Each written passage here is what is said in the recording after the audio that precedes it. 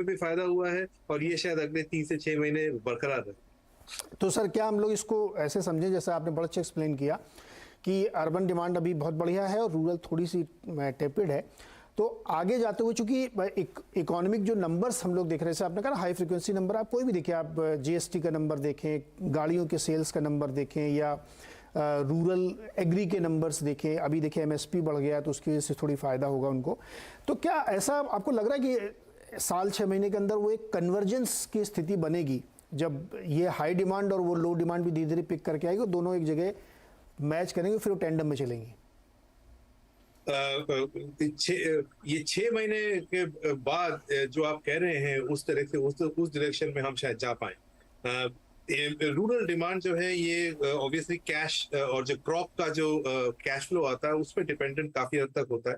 तो जब रबी क्रॉप का कैश फ्लो आना शुरू होगा उसके बाद से ये चेंज हम लोग को देखने को मिलेगा। Particularly that will also be contingent upon कि अगले साल रेनफॉल वगैरह कैसी होती है। बट नेट आपकी बात डायरेक्शनली सही होगी नेक्स्ट फिस्कल ईयर की तरफ, FY24 की तरफ। अगले 3 से महीने जैसा हम देख रहे हैं शायद ऐसा ही चले। ओके, तो इस परिस्थिति में, इस माहौल में हमने प्रेम्बल सेट किया जिससे कि हम अब फंड की बात कर सके। तो ऐसे में मिड कैप फंड, ऐसे जनरली लोग कहते हैं कि देखो बहुत मोटा पैसा अगर बनाना, अच्छा CAGR हासिल करना, तो आपको मिड कैप में ध्यान देना चाहिए। लेकिन इंडिविजुअली आप ध्यान देंगे तो आपकी गलती के चांसेस बहुत बड़े होते हैं, क्योंकि आप उतनी पढ़ाई नहीं कर पाएंगे, उसका यूनिवर्स बहुत बड़ा, चूज़ करना मुश्किल है। तो फिर हमें त्रिदीप सर जैसे फंड मैनेजर्स के पास जाना चाहिए, जो हमारे लिए मेहनत करेंगे। तो क्या ये मेरी सोच सही है कि अगर आपको बड़ा पैसा, बड़ा अच्छा रिटर्न कमाना है तो मिड कैप फंड एक बेहतर आइडिया है? एज ऑलवेज आपने शुरुआत बहुत अच्छे क्वेश्चन से की है, तो इसका मैं थोड़ा सा कॉन्टेक्स्ट पहले सेट करता हूँ, फिर मिड कैप फंड के स्पेसिफिक्स में आते हैं। सो मेरे ख्याल में ये आपके निवेशकों के लिए काफी बेहतर होगा। तो अगर आप निवेशकों को अगर आप 2 बकेट्स में डालें, उसमें से एक होते हैं थोड़े से रिस्क अवर्स, जिनको मार्केट थोड़ा सा 2-3% गिर जाए तो नर्वसनेस होती है, पैसे निकालने की बात होती है, तो उनको थोड़ा रिस्क अवर्स फंड्स की तरफ ध्यान करना चाहिए। जैसे कि फ्लेक्सी कैप फंड हुआ या फिर large and mid cap fund हुआ, इस तरीके के फंड्स में जो थोड़े से रिस्क को ध्यान में रख के ज्यादा चलते हैं।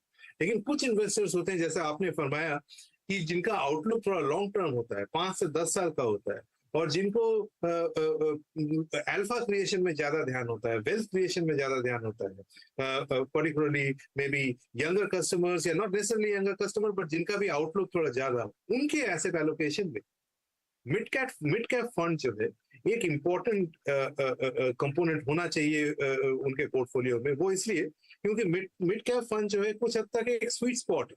स्वीट स्पॉट इस तरीके से कि जो स्मॉल कैप कंपनीज होती हैं वो इवॉल्व होकर मिड कैप फंड्स में आती हैं और आगे चल के लार्ज कैप बन जाती हैं। ये होता है टिपिकल कंपनीज का लाइफ साइकिल।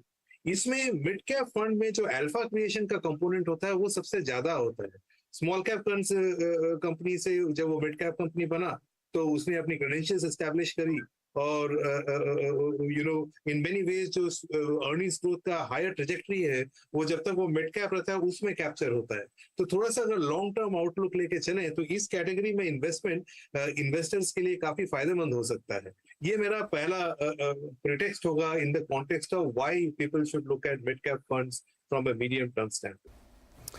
ओके, तो सर आपने अपने मिड कैप फंड में, आपके फंड की बात करते ज़्यादातर, इसमें अब फिनेंशियल्स हैं, कैपिटल गुड्स है, केमिकल्स है, ये मैं उसी क्रोनोलॉजी में बता रहा हूँ जिसमें आपने वेटेज दे रखा उनको।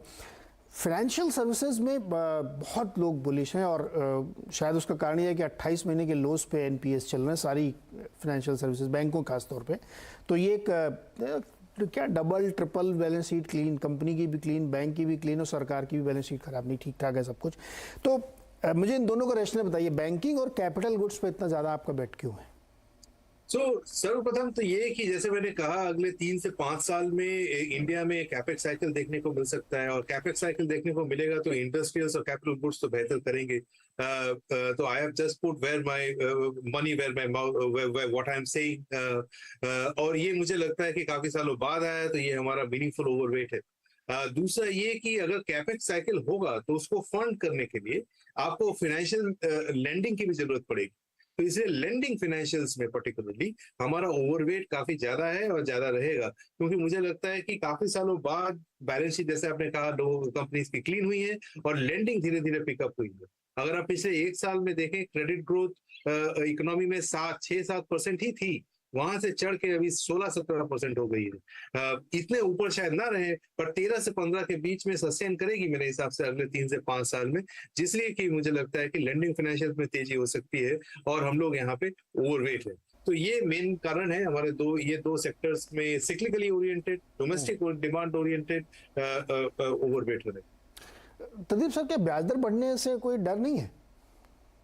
ब्याज दर बढ़ने से इंक्रीमेंटली थोड़ा फर्क पड़ेगा, लेकिन अगर आपको इसका ऐसे में जवाब दूं कि इंडिया में ऐसा समय भी आया है जब 12% ब्याज दर है और डिमांड बहुत तेजी में था, और ऐसा भी समय गया है जब 4% ब्याज दर था लेकिन लेने वाला कोई नहीं। सो अल्टीमेटली खेल डिमांड का है। मेरे हिसाब से अभी डिमांड काफी स्ट्रांग है और जहां तक मुझे समझ आता है अगले 3 से 5 साल में डिमांड स्ट्रांग रहेगा। इंक्रीमेंटली रेट इंक्रीज से थोड़ा बहुत इम्पैक्ट पड़ेगा, बट अभी रेट इंक्रीज उतना नहीं हुआ है जिससे कि डिमांड डाई डाउन होना शुरू हो जाए। तो मेरे ख्याल में अभी हमारे पास मीनिंगफुल टेलविंड है और ये अगले से 1-2 साल तो डेफिनेटली रहेगा। सर, आपने ना बिजनेस सूत्र बता दिया कि डिमांड है तो फिर ब्याज दरों का, एनवायरनमेंट का पता नहीं बहुत फर्क नहीं पड़ता। डिमांड क्रिएट करिए, फिर करेंसी का भी बहुत फर्क नहीं पड़ता। आपका एक्सपोर्ट जबरदस्त बढ़ेगा अगर आपने डिमांड क्रिएट किया और इनोवेशन पे ध्यान दिया, फिर फर्क नहीं पड़ता कि आप किस तरीके की एनवायरनमेंट में काम करें। सर, मुझे एक छोटा सा ब्रेक लेना है। ब्रेक से लौट के आगे तदीप सर से पूछेंगे कि न्यू आइडियाज़ क्या है। बहुत तरीके की कंपनियों, मिड कैप के लिए ये बड़ा आसान होता है नए आइडियाज़ ढूंढना, तो उस पर बातचीत करेंगे।